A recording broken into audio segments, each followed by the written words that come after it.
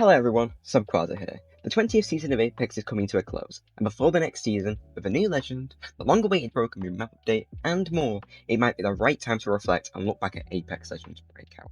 Make sure to like and subscribe if you've enjoyed, and this is the Apex Legends Season 20 Retrospective.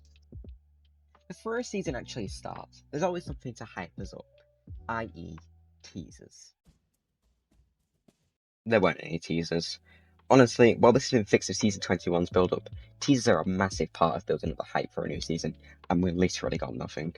The latest in-game teaser before this one was all the Revenant Reborn things, meaning Conduit literally got nothing for her launch. I really hope teasers can fully return on a seasonal basis like they've done recently. Now speaking of launch day, let's talk about the main gimmick of Season 20 was the introduction of the Shield Cores and the new Evo system.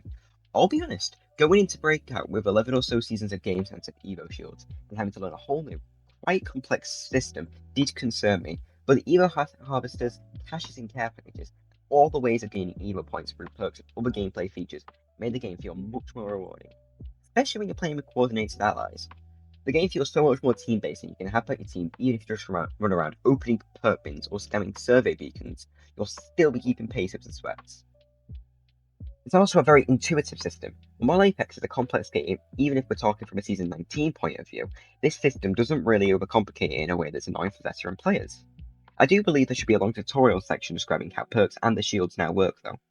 Perks as a system are actually extremely good for balancing sake. It's no secret that patch notes recently has been much shorter, but with perks being added, they are absolutely going to be able to change the meta a lot more consistently without making Legend completely useless as a result. The perk system absolutely is not perfect, but as revealed with Season 21's patch notes, they are removing useless perks in favour of more interesting gameplay changes as time goes on. Gameplay-wise, the changes surrounding shields and perks are a breath of fresh air for all Legends and playstyle. Thanks for reaching the halfway mark of this video. Since you're here, you're clearly enjoying the content, so I'd really appreciate you liking and subscribing. It helps to know what content you like and how I can make these videos better. Moving on now, it's time to discuss. There wasn't technically a map update this season, but I will quickly mention the balloons on maps. Personally, Season 16's balloons were not exactly great. They were quite generic, and I'm not gonna lie, I still don't like balloons in Season 20. It gets boring fast, and even the blimps are just a less interesting version of the inauguration ship that was flying around in Season 7. I will also highlight the other graphical changes, specifically the trans and the gravity cannons. The small changes to the design are really fun and a lot less annoying than the confetti that's just splattered everywhere. And personally, the trainers just look better with the patterns on them. Maybe we can see trans skins down the line. That'd be one cosmetic I wouldn't be opposed to. I really like this season, but as with any seasons, there's always... Okay, I've already mentioned this season suffers from a lack of teasers and too much confetti that's overstaying its welcome. But there are a few more issues that must be discussed. There are still some legends that see no play. Newcastle, lowest bit rate in the game.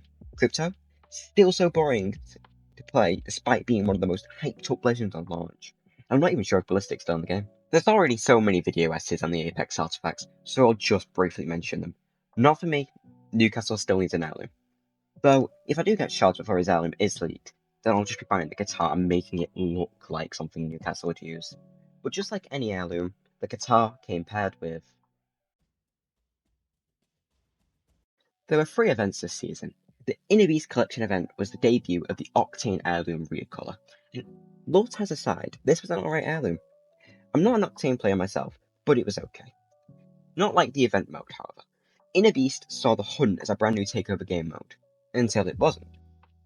Apex players literally hated on the Hunt so much that it got turned into a limited time mode instead.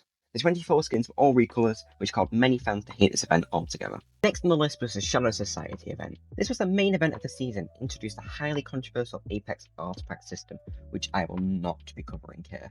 The mode it came with, the Lockdown LCM, was actually pretty fun, and I hope it does become a full-time mixtape mode. Yeah, Lockdown's actually been confirmed to come as a new mode for mixtape. This is just me in post saying this. Yeah, it's been confirmed. I'm actually quite excited. The cosmetics in shop were pretty good, as I managed to not only get free Apex packs, but also event packs if you wanted. The final event of this season is still happening as of now, the Urban Assault Collection event. Octane's mythic skin is probably the worst of them all to me, as a shark is an odd choice for Octane. The dive trail is actually alright. The skins are a good style, and we did get a Newcastle skin, so I am happy. While Free Strikes isn't my favourite mode, it's nice to see it coming back for those who do like it. Apex Legends Season 20 was a pretty good season, especially for the risks it has taken with the whole redesign of the gameplay loop. It doesn't beat OG seasons such as Season 7 and before, but it managed to fresh up the game when it really needed it. This season gets an 8 out of 10. It's been really fun and enjoyable for me, and I cannot wait for Haunter's arrival and the much needed Broken Movement update. That about wraps it up. I've been SobQuaza, and I'll yap more next time. Thanks for watching. And Thunderdome's an okay map.